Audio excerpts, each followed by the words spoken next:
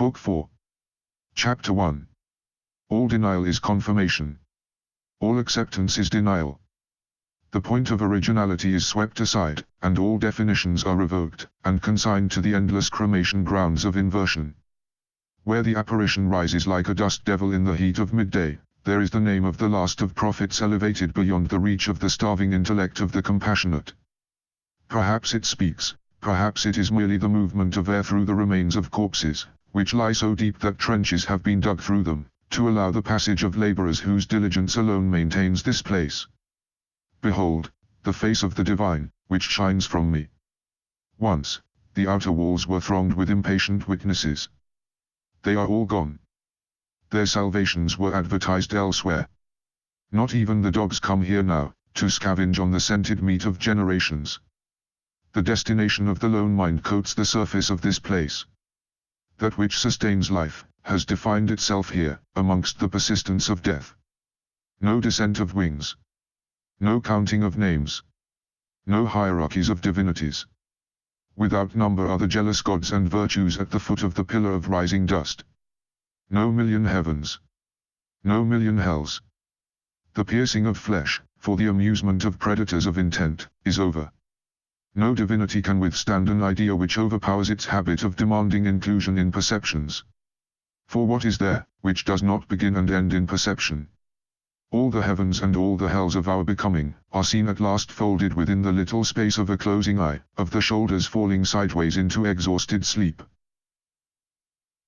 All things stand before the eternal. All truths, and especially all final truths. All systems of definition. All hierarchies, all hosts and ranks of the heavenly and the infernal. All heavens, and all hells.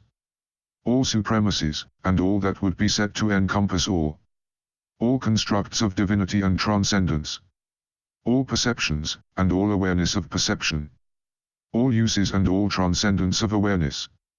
All spirits, all demons, all gods, and especially all true and final gods. All that is given name, and all which is given many names, and all that is denied name. All pasts of mind, and all recollections of past of mind, all denials of past of mind, all reconstructions of past of mind. All truths, and especially all final truths. Before the eternal, all things achieve their definition, independently of those for whom that definition is a means of proclaiming identity. Before the eternal, all hidden things find their means of attaining speech. All the mysteries are atomized, and all rituals dispersed. Within the grasp of a child's hand, lie all the solutions to the constructed problems of good and of evil. These sculpted enigmas themselves can barely be said to take up more space than that which encapsulates them. It is upon something so small, after all, that all of the mysteries have had their separate and collective foundation. Upon what is the past and present of mind built? What is there, which does not begin and end in perception? That which lies beyond the time of a generation, or of many generations, does not escape these boundaries, nor does that within which perceptions must recognize their beginning and their end. Know that all things which approach the eternal remain in a state of incompletion. Nothing is, nor was, nor had its beginning, which escapes this summons. Nothing is, nor was, nor had its beginning, which touches this implied boundary. Only incompletion is existence. Only the eternal is that without incompletion. Chapter 2. Perception descends, and the intent of the speaker is viewed as though through many lenses. What eyes are these, older than the cities? What eyes are these, older than the longing for coherent dreams?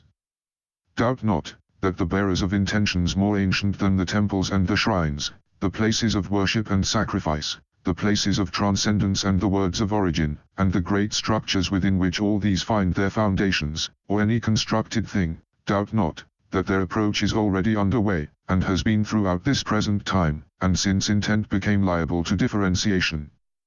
Theirs are the temples and the shrines, and all the places of sacrifice, those that receive sanction, and those which are denied sanction, those whose name persists, and those forgotten. They have always been the commissioners, but not in all instances the builders, the guardians or servants, of such edifices. Do not confound the walls with the stones of which they are built. Their approach has always been a feature of their perception. This is not a trick of the light and the heat. These entities do not inhabit the places which define them. The dust is still rising, and at such a distance that the revolving grey columns appear to move with an intense sluggishness. There is a dwelling place, close by the rising base of the columns. It houses that which may not survive the approach of what it has summoned. So corporeal a thing it is unlikely the summoner had expected to encounter. His dealings with the physical have been kept to a minimum, for longer than he thought would prove possible. The answer to awareness of desire is not that which is orchestrated by the last of enigmas. It is this enigma which the summoner has long since set out to demolish, and so finds himself beset by the threat to life of which he remains unaware. The drawing together of all the handbooks of infamy and rejoicing in concealment, has succeeded in creating the final manuscript of the gods. It is not the intention of the summoner to proclaim its completion abroad. What, then, has this doomed eccentric created, which he does not even intend to put in harness to whole stone? What does the awareness of desire build, in the absence of love? In the absence of those more violent emotions, even, which take the place of love, and are given its name? Can this loathing of humanity draw anything to it, which is not of the same fabric as the superstition which separates flesh from breath? Death is close by. As though there might be truth in the formulae of the old women amongst the servants of ideals, these words are again chattered into the ears of those who would admit to more of their being, than those distanced from this unenviable situation find permissible. Here is the dawning of the infernal. Here is the genesis of the exalted. Here is the context within which such notions need not dilute themselves many times in order to avoid toxicity. Here is the beginning of the way, the stepping beyond the crossroads. The erasing of purpose and direction which is the signature of the lone mind, in the absence of the key to that encryption. The columns of rising dust move on, and have already rendered unrecognizable all definable landmarks of origin. Chapter 3. Wounds. Wounds, and starvation. There is always one, who precedes the last of prophets. Especially those who have no need of prophets, do not deny them. They merely haggle over definitions. Time enfolds upon itself, almost exactly as a reticulated endothelium implies more robust, and less definable, dimensionality than the recognition of features can suggest. One may very comfortably ask the question, where are we now?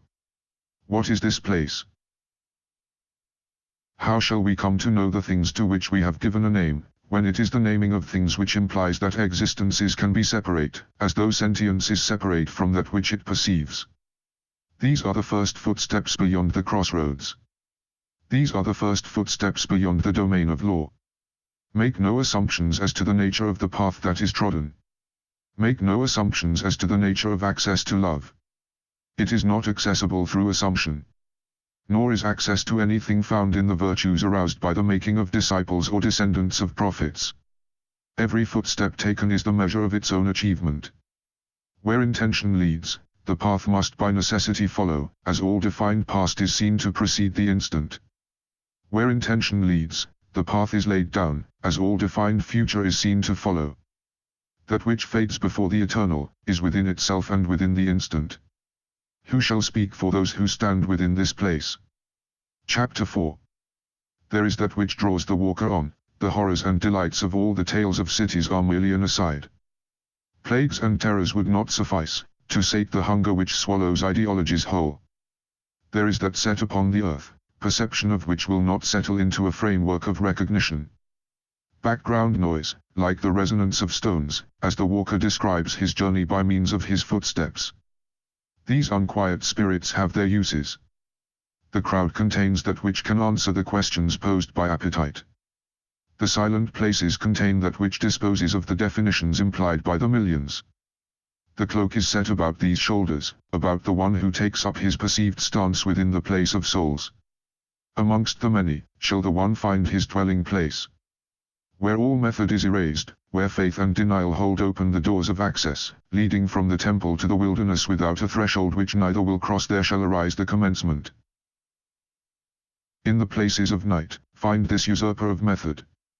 When all the days are done, let the hours of darkness settle upon these places, which are finished now with the days. Let the hours not devour their nature.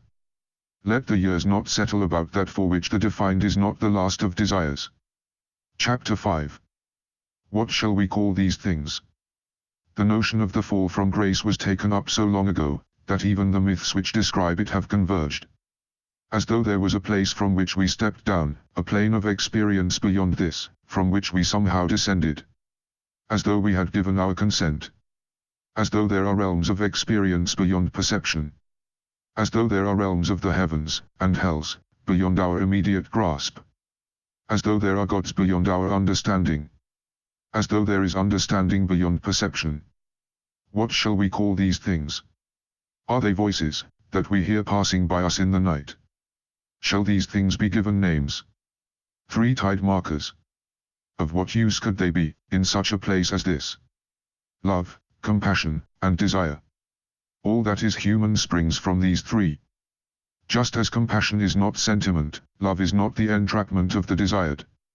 Love is that which recognizes the capacity for humanity, that quality which remains when the desired is set aside. It is not the attachment of desire. How shall these snares be avoided? The uncharitable recognition of the thing in itself, is not an impediment to love, and becomes the first syllable of compassion. Nor is it the desired. Compassion is not love. It is that which extends throughout the general humanity. How can it become the cloak of the desired? Yet it is precisely within such a monstrosity, that the desired is searched for, and found. If love is the awareness of the flesh, then compassion is awareness of the intestines.